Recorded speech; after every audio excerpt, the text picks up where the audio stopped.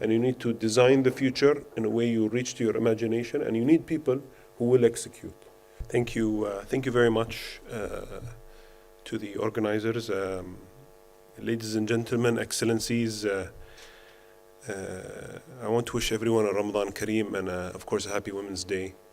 That one comes before the other doesn't assign value to the other. But I want to kind of zero in on one of the themes under which I wanted to discuss today, which is the importance of peace and prosperity as a new foreign policy. Now, I'm from the UAE. In the UAE, I think we became popular recently, and especially in Berlin, because of Dubai chocolate. But beyond that, I think what we've actually managed to bring together is a new political economic model in a time where globalization and the global economic model is under a lot of pressure. You know, if you come back to 20 years ago, there were many people talking very positively about globalization, about free markets, open markets. Those people are nowhere to be found anymore. I think they've all either disappeared or gone on to do new careers. We had a different experience. We had COVID coming, and during COVID, we all know the airport stopped, the tourism stopped, everything came to a standstill. And basically, our flagship airlines couldn't operate for about 90 days because of the closure of the airports. Same thing for tourism, the same thing. We had a huge fall in GDP, 25% during that 1 year. And that forced us to ask the question, okay, how do we imagine ourselves going forward? We had to pivot. And, you know, we come from the Middle East, an area which is unfortunately known for conflict, and we decided to have a radical commitment to peace and deconfliction, to the extent that we would call this policy a radical commitment to peace. You know, the UAE is by design today the only country in the world where you can have an elevator and there's inside the elevator an Israeli, a Palestinian go in, a Russian and a Ukrainian go in, and they emerge. And of course there's a Bayern Munich fan and a Dortmund fan as well.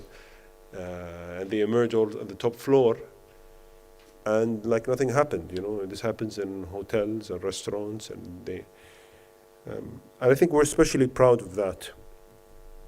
You know, looking at where the world is today, you have the fall of political dialogue and the change in political dialogue that you were referring to. A very harsh political dialogue, especially after we've seen with MSC. But like I said before, there is an attack on globalization. I believe the last place which has a steadfast commitment to globalization, or what will be the last place, will be the UAE. Specifically because it's our economic model. I mean, when you have 90% of the people in your country from other countries, you have no other choice but to radically commit to globalization.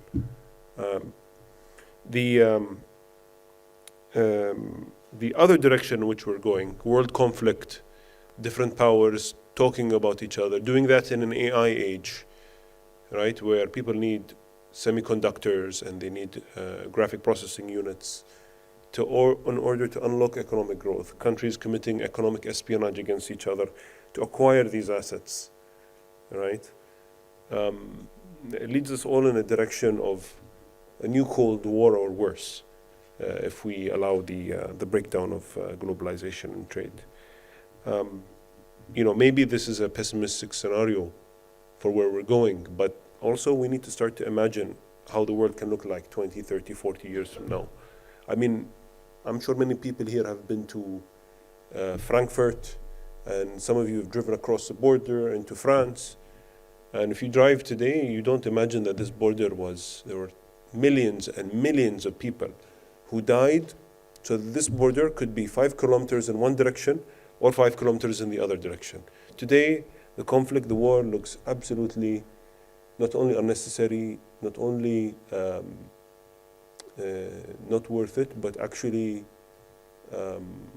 just a complete and utter waste, you know. So a waste of lives, a waste of resources. That's how we view all conflict today, and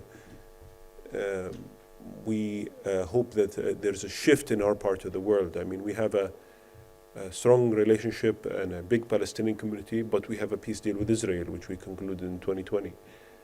Because of this belief that if you start to do trade, then you can start to have a bridge between you and the other side, and actually contributed positively. I mean, we're the biggest provider of aid into Gaza. Wouldn't be impossible without our relationship with the Israelis and the trust on the Palestinian and Gazan side. So what I'm trying to say is, you know, looking at Europe, looking at, you know, where we are in outside of Berlin. I mean, there were American bombers flying over these skies 80 years ago, bombing this city. It's very hard to imagine. It's very hard to make that link, right? That was actually the fact. But that was how the world was. So if we cannot imagine that, let's at least imagine a world in which we bring back globalization, we bring back trade, we bring back through difficult decisions, you know. It wasn't easy for us to have a peace deal with Israel. It's not easy for us to get along with some of our neighbors in the region. But, you know, sometimes you just have to imagine a peace and find a way to make it work. You know, it's like any relationship that you have, whether personal or professional. And the world belongs to those who solve their conflicts, you know. That's our experience, at least.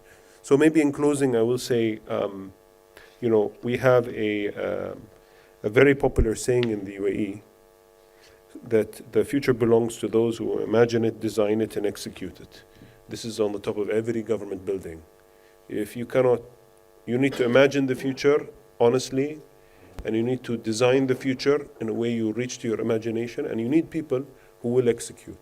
So in that regard, you know, I want to thank everyone involved in every single peace process, every single dialogue. You know, it's not about having the presidential level meetings. It's about people coming together and speaking positively about the issue. Every conversation pushes us closer to getting there, no matter how, at what level, at what dialogue. So in that, let me close by thanking you all, and again, wishing you a Ramadan Kareem and a productive, successful conference together. Thank you.